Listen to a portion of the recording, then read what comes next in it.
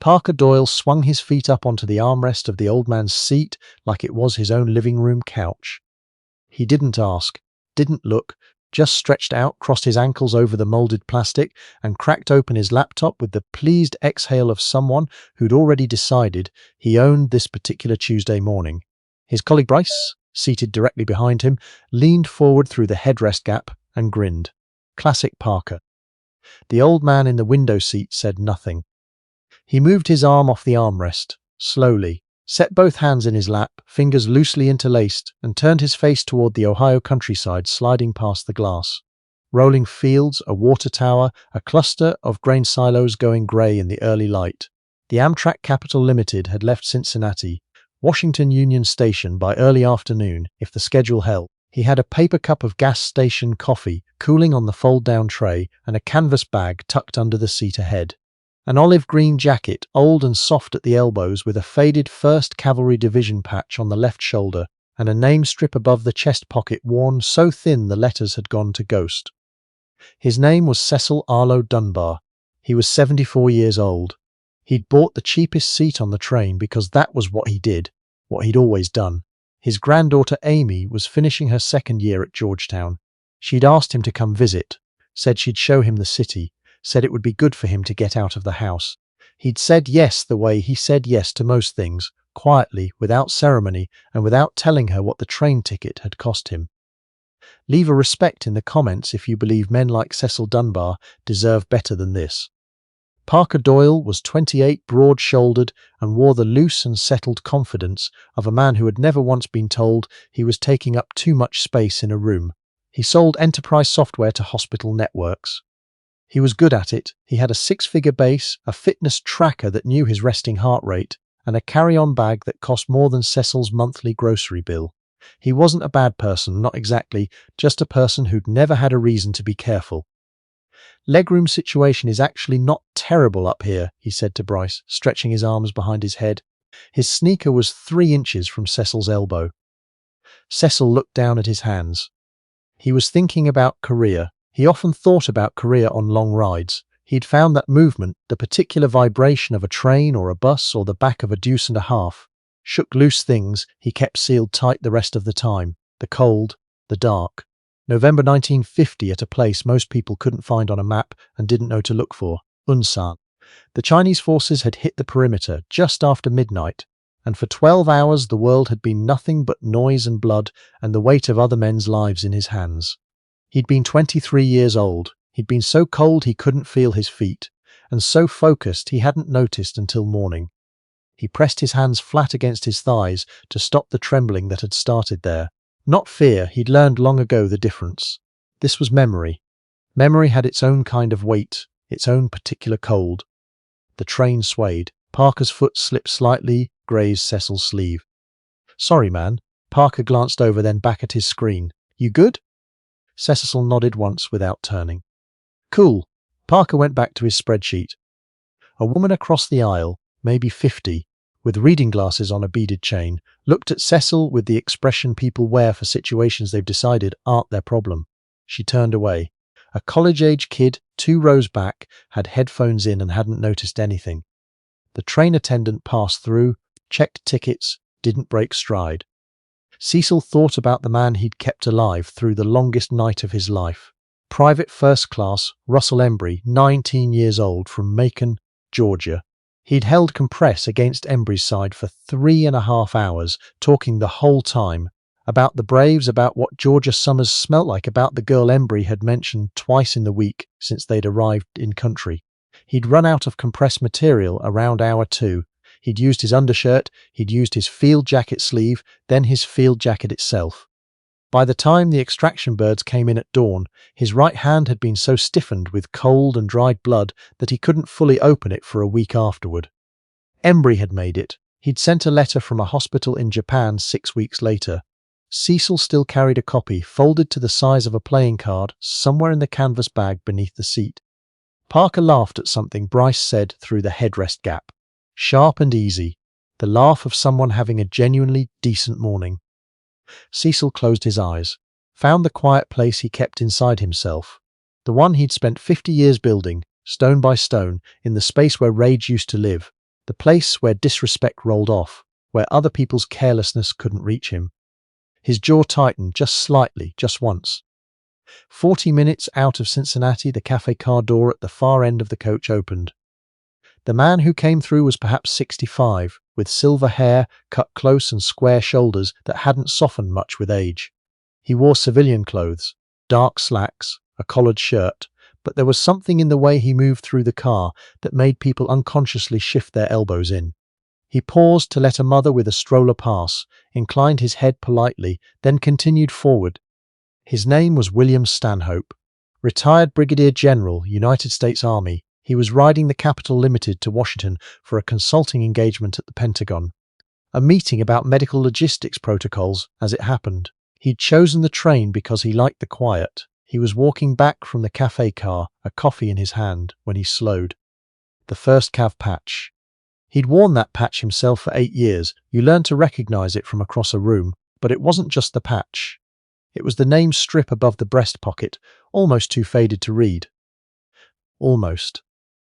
Stanhope stepped closer. The aisle was narrow. He leaned in slightly, just enough to make out the ghost of letters on weathered fabric. Dunbar. He went very still. His mind ran the arithmetic it always ran. Unit, error, record. 7th Cavalry Regiment. Career. The name in the after-action reports he'd studied at Command and General Staff College in 1987, cited in a footnote about battlefield medicine during the Unzen engagements. The name his own training instructor had spoken once, quietly, in a lecture on what it meant to refuse to leave a wounded man even when the math said to go.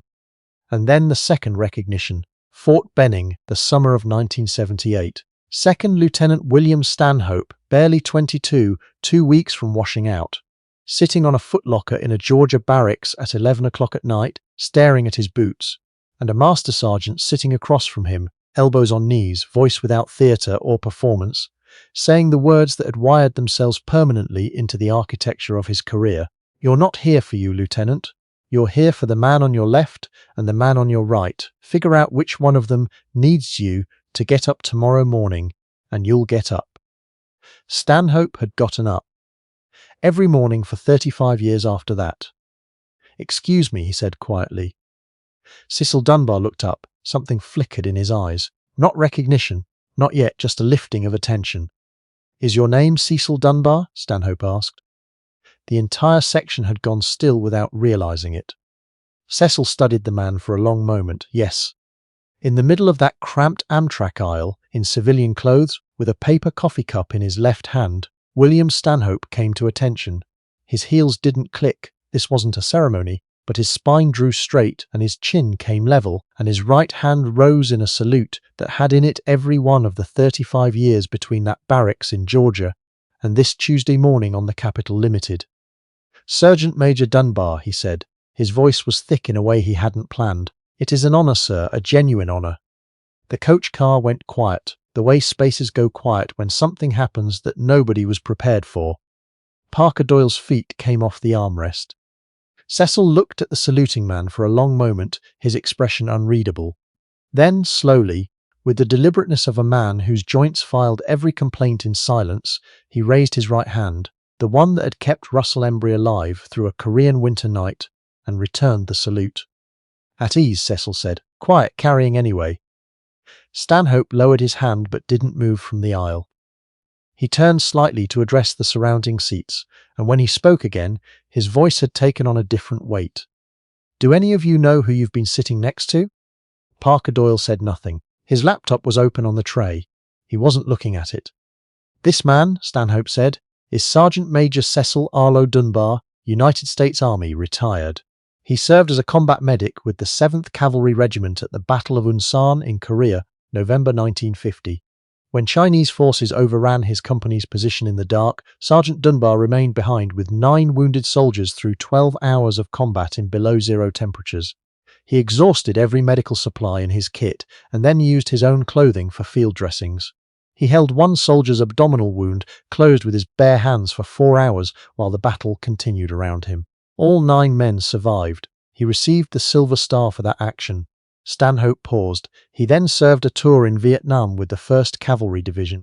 After that, he returned to training duty and spent 20 years at Fort Benning teaching combat medicine to Army medics. He retired in 1989 as Sergeant Major. Another pause. I know these things because I was one of the officers he trained. In the summer of 1978, I was 3 days from quitting the Army. He sat with me for an hour on a Tuesday night, a brand new lieutenant, nobody special, and told me why I needed to stay. I commanded soldiers in Grenada and Bosnia and Iraq.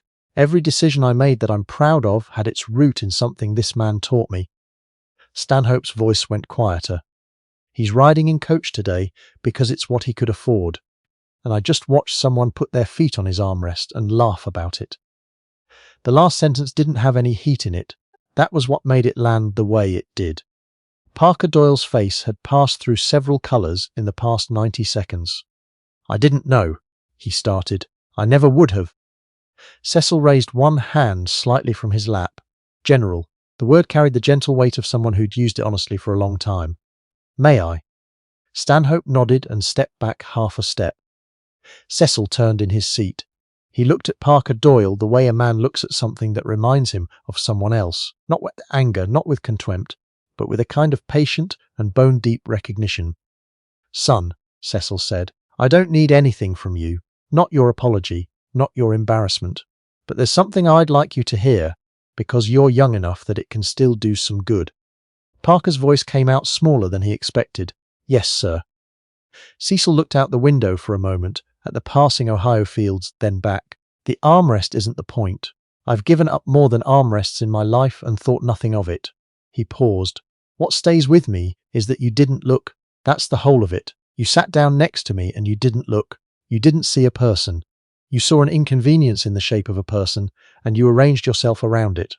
And I'll tell you, that's a habit that'll cost you one day. Not because of who I am, because of who the next person might be and the one after that. Parker was very still. I spent 20 years teaching young men and women to be medics, Cecil said. The first thing I taught them, before any technique, before any equipment, was this. Look at who's in front of you. Really look. Because the moment a person becomes a body to you, an obstacle, a number, that's the moment you start losing something in yourself you'll have a very hard time getting back. It goes quietly. You may not even notice it's gone until you need it. He stopped, let it settle. Every person on this train has a life you don't know anything about, Cecil said. Not because they're heroes, because they're people. That's reason enough. Parker's throat worked. I'm sorry, sir, I mean that. Cecil nodded once. The way a man nods when he believes something and doesn't need to make a production of it. I know you do. Now do better. That's all there is to it. Stanhope covered the upgrade to the business section for the remaining leg of the journey. Cecil said it wasn't necessary. Stanhope said it wasn't about necessity.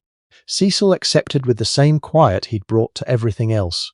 Not as a man who felt owed, but as a man who understood when an offer came from the right place. As he gathered his canvas bag from under the seat, he paused and looked at Parker Doyle one final time. Take care of yourself, he said. You've got a lot of years ahead. Use them well. He moved up the aisle at the pace of a man whose joints had earned every complaint they made and filed none of them. Near the front of the car, an older man, maybe 70 himself, veteran written in the set of his posture the way it always is for people who've carried that weight long enough, reached out and touched Cecil's arm briefly as he passed. Didn't say anything, didn't need to. Parker Doyle sat for the next 2 hours with his laptop closed.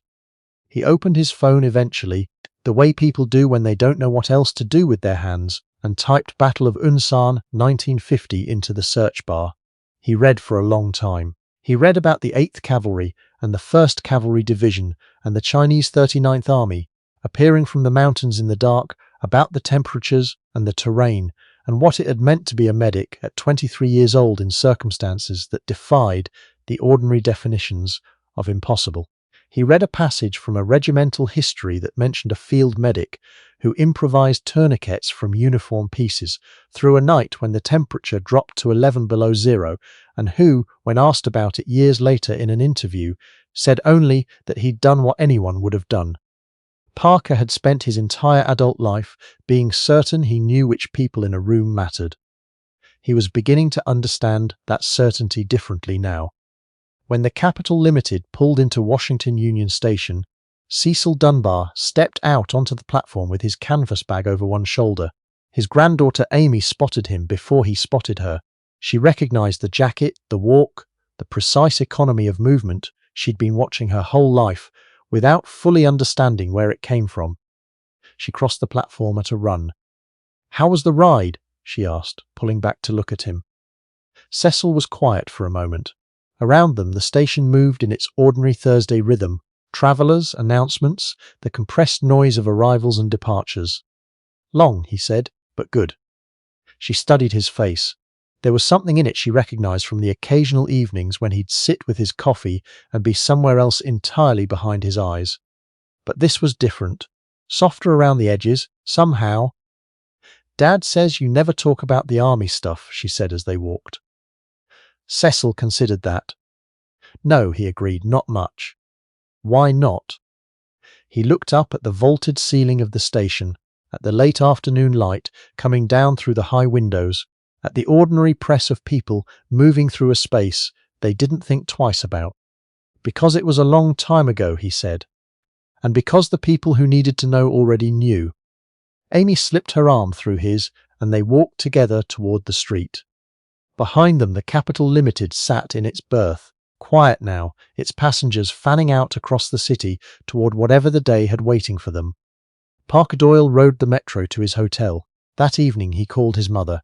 "Tell me about Grandpa Hess," he said, "what he actually did in Korea." There was a long pause on the other end of the line. "He never talked about it," she said. "I know," Parker said. "Tell me what you do know." William Stanhope attended his Pentagon meetings, returned to his hotel, and before he slept, he found the number he'd kept for 15 years in a file he'd never expected to use. He called it. It rang 3 times. "Hello," said a voice that was quieter than he remembered, and steadier than anything else in the room. "Sergeant Major Dunbar," Stanhope said. "This is Bill Stanhope. I know it's late. I never thanked you properly. Not in 35 years. I'm doing it now." There was a silence on the other end. "You don't owe me anything, General." "No, sir," Stanhope said, "but I'm paying it anyway." Cecil Dunbar sat in his granddaughter's apartment with the lights low and the DC night pressing softly against the glass. He was quiet for a moment in the way that men are quiet when something long unsettled finds its place. "You did good, son," he said finally. "You did real good." He meant Stanhope. He may have meant all of them. Every young medic who'd carried what he'd given them into places he'd never seen, every officer who'd gotten up off a footlocker in Georgia and gone on to lead men with something approaching honor, every person who'd taken what they were given and tried imperfectly and honestly to pass it forward. Real honor had never been loud. He'd understood that since he was 23 years old, crouched in the dark in a Korean winter, with another man's life literally in his hands, when there was no audience, no recognition, no reason to do the right thing, except that it was the right thing. He'd done it then. He'd tried to do it every day since. And on a Tuesday morning on the Capitol Limited, moving through Ohio at 80 miles an hour, he'd done it again. Not by anything as dramatic as holding a wound closed or carrying a man through enemy fire, but by looking at a young man who hadn't yet learned how to see people and speaking to him as if he one day would. Sometimes that was enough. Sometimes that was everything there was.